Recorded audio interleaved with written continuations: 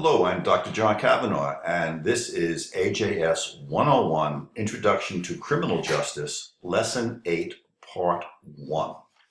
Let's begin. This chapter is about the people who work or otherwise wind up in court and the way criminal trials are conducted. We call the people the courtroom work group. And the courtroom work group consists of the professionals who make their living in court. The work group includes judges, prosecutors, defense attorneys, public defenders, and support personnel. Let's first talk about judges. Now, a judge is and how do you think judges get the job? There's two ways. Elected or appointed public official who presides over a court of law for the purposes of issuing warrants, conducting hearings, conducting trials, sentencing the guilty, and if it's an appellate court judge, hearing appeals. Whether elected or appointed, politics often enters into judicial selection. Elected judges sometimes must be politicians to get elected, while appointed judges sometimes must please politicians to be appointed by politicians. Now, some states try to limit the effects of politics by only allowing judges who have been approved by an impartial panel to be appointed to or run for judicial office. So people who want to run for office or be appointed submit their names to this impartial panel, usually made up of other lawyers or prominent people. And the panel looks at this person's background, education, work history, and gives an approved or disapproved rating to them. And if they're not approved, then they can't be appointed. Or if they run for election, the voters might see that they had a low score by this scoring entity. In the past, anyone could be a judge. And going back to the start of this country, to the days of the Wild West, there weren't that many college-educated people, much less lawyers. So almost anyone could be a judge in those days. But today, at least above the limited jurisdiction level, almost all judges must be lawyers and also members of their state bar association. And in addition, the states also give new judges special training courses. Now, you're a lawyer if you graduate from law school, but not all lawyers who graduate from law school can go before a court and practice. In order to go before a court and practice, you have to pass a very vigorous exam, administered usually by the State Bar Association, which is the lawyers group, which proves that you are sufficiently knowledgeable of the law where you can go into court and represent people. That's called the bar exam. So you have to pass it in order to be admitted to the bar to actually practice in court. If you're still a lawyer and you don't pass it, you can work in an office, you can do wills and estates and things like that, but you can't go into a courtroom until you pass the bar exam. Now, judges can be impeached, and impeach means removed from office, for misconduct on or off the job, maybe getting arrested or something, or for incompetence. If the judge proves to not know the law properly, they can be removed. Usually the incompetence removal occurs with older judges who knew the law and were good judges, but got very old and kept running for re-election, or maybe it was a lifetime appointment, and they became senile in their old age, and they can no longer make rulings. They fall asleep on the bench. So in those cases, they usually ask to resign, but if they don't, they can be impeached, which means removed from office. And usually the state Supreme Court has a trial to deal with whether to impeach a judge or not, but it could be another panel. All right, let's move on to prosecutors, sometimes called district attorneys. Now, the prosecutor is what do you think? Elected or appointed, depends on the jurisdiction, public official, has to be licensed to practice law, who conducts the criminal prosecution on behalf of the state against the defendant. Remember, all criminal prosecutions are the state, the people of the state, or the federal government, the people of the United States, against the defendant.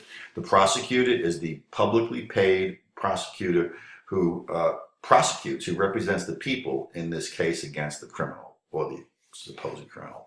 Some new lawyers become prosecutors to get trial experience so they can later go into private practice. If you just get out of law school, even if you pass the bar exam and you work for a private law firm, it may be a long time before you ever actually get to go in court.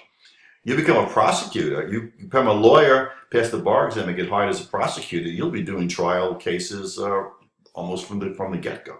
So it's a good place to get experience, and new lawyers will often become prosecutors or defense attorneys, legal aid lawyers, to get that courtroom experience and then hop over to a private firm. But some new lawyers become prosecutors as a stepping stone to elected office. If you're a prosecutor and you're lucky enough to prosecute a really high-profile case like John Gotti, the mobster, and you win, your name becomes a household word. And in politics, if your name is a household word, it's easy to get elected.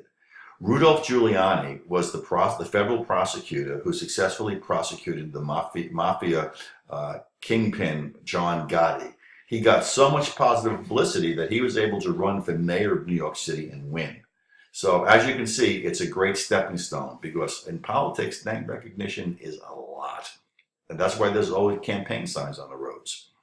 Now, cases involving government officials or other special cases will sometimes result in the appointment of a special prosecutor to handle the matter. And special prosecutors are usually selected for their impartiality and or their knowledge in a specific area. In fact, we just had a special prosecutor, Mueller, investigating President Trump for so-called possible collusion with the Russians to win the election, which he was exonerated by the special prosecutor over. Going back before that, you had a special prosecutor, a guy named Kenneth Starr, who did a special prosecution against President Clinton many years ago. So these are special prosecutors. They're usually not full-time prosecutors. They may have been, but anyways, expertise and hopefully impartiality. Most counties and cities have prosecutors' departments which employ many assistant prosecutors to help the prosecutor. And in big cities with or counties with large prosecutorial offices, you have specialty units. So there might be a sex crimes unit where the prosecutors just handle sex crimes cases. There could be a drug unit.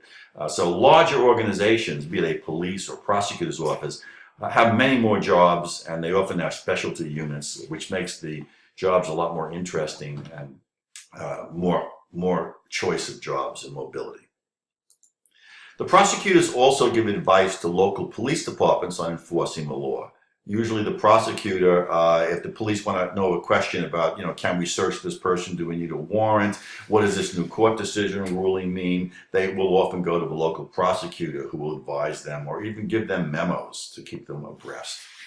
But very large police departments hire their own in-house attorneys. Prosecutors exercise great discretion in the criminal justice system. And that discretion concerns who they prosecute, who they charge, or indict. What do they charge them with? Nobody can force a prosecutor to prosecute or go to a grand jury. So if the prosecutor says no, there's no case. What to charge them with is another important thing. In many cases, the prosecutor can make a choice between a misdemeanor or a felony. In the case of larceny, the difference between misdemeanor and felony has to do with the value of the property in many cases. $1,500 or more is a felony, less than a misdemeanor. If it's not an item that was with a price tag on it in the store, but it's like a used item, there's some discretion in what the value is, and the prosecutor can charge up or down. Or even when it's known to be $2,000, the prosecutor, if he or she wants to, can still charge misdemeanor level. So that's very powerful. What pleas to accept? Remember, 90% of the cases are plea bargains, and how generous the prosecutor is with the plea is another factor which can greatly influence the defendant.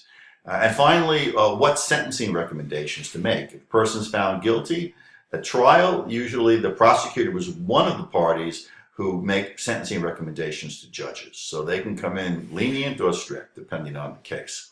So with all this discretion, the potential for abuse is always present. The abuse could be, based on various things, the prosecutor's philosophy, not personal dislike of somebody, it could be race. So there's a potential for abuse whenever you have discretion, which prosecutors have, and power. And we discussed that when we spoke about police officers. Prosecutorial discretion is not controlled by outsiders beyond the public at election time, if it's an elected prosecutor. Now, prosecutors must provide all evidence to the defense and must not advocate any position they know to be false. The rules of ethics say that a prosecutor has to give all evidence that he or she is going to use to the defense attorney. And any evidence, whether used or not, that suggests innocence must also go to the defense attorney. That's because the prosecutor is looking for a just and right outcome. And if that means giving evidence that hurts the prosecutor's case of the defense, then so be it. That is the ethical thing to do. Okay. Defense attorneys. Defense attorneys are also licensed attorneys, lawyers, who represent clients accused of breaking the law.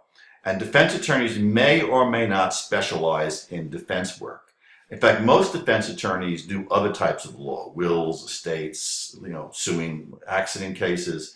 It's very rare to have a defense attorney who just does criminal defense. Because A, there's not that much money in it, and B, a lot of times your clients wind up going to jail and they can't pay you anyway. Now, defense attorneys who work for the government or private nonprofit defense organizations and defend the poor, they're called public defenders. Again, anytime a person is at threat of being incarcerated or executed, they have a right to an attorney. One must be provided by the state free of charge if they cannot afford an attorney. So many times the government actually hires attorneys to represent the poor, or maybe more commonly, they contract with private nonprofit organizations like the Legal Aid Society, who hires these lawyers to defend. But public defenders are generally underpaid, and they often burn out from overwork and the ingratitude of their clients, who might curse them out when they're found guilty. Some defense attorneys are private lawyers hired by and paid by the defendant. This is probably like the best lawyer of all, in that he doesn't have a major caseload, or she. They need to earn their fees from you, so they generally do a much more thorough job. And they're not generally new people out of law school like you might get in legal aid societies or public defenders.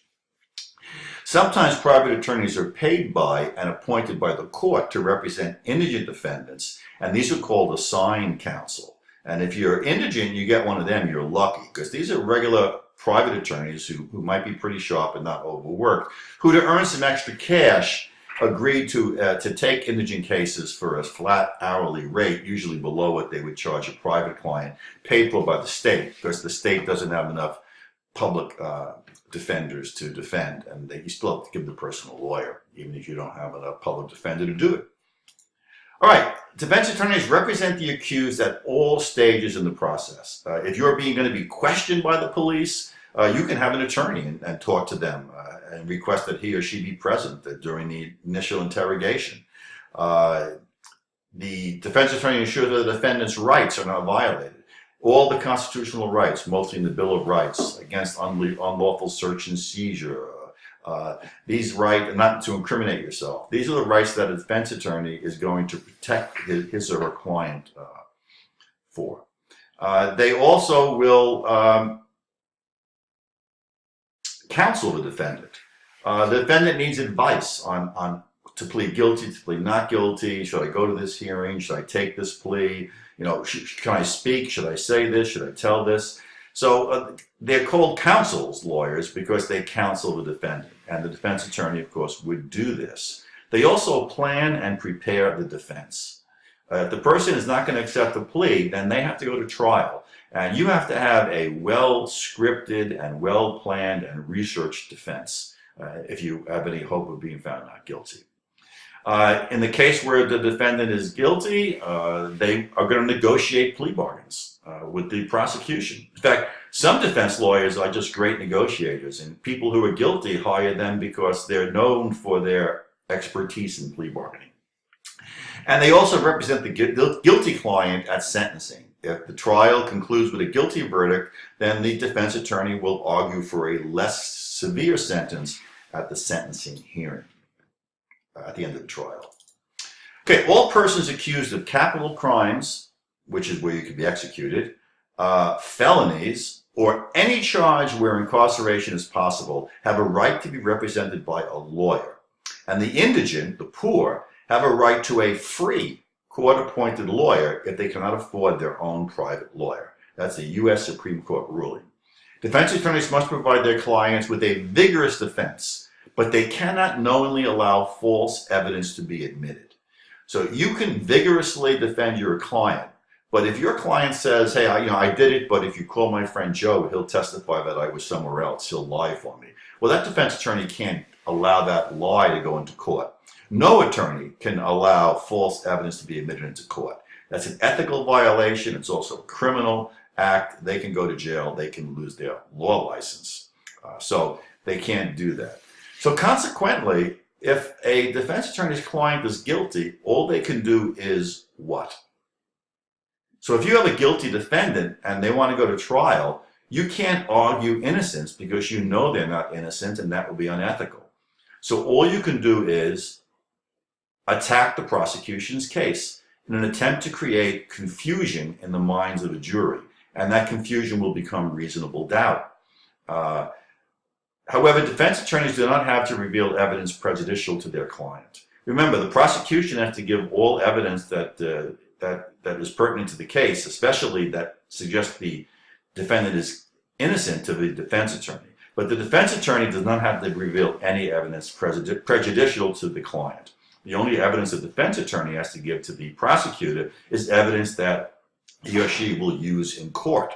And that's important because the prosecutor has to know in advance so they can research and see if the evidence is phony or not. So again, if it's a guilty client, all the defense attorney is going to do is attack the prosecution's case, attack the credibility of their witnesses, try to confuse the jury in an attempt to make this confusion become reasonable doubt and result in a not guilty verdict.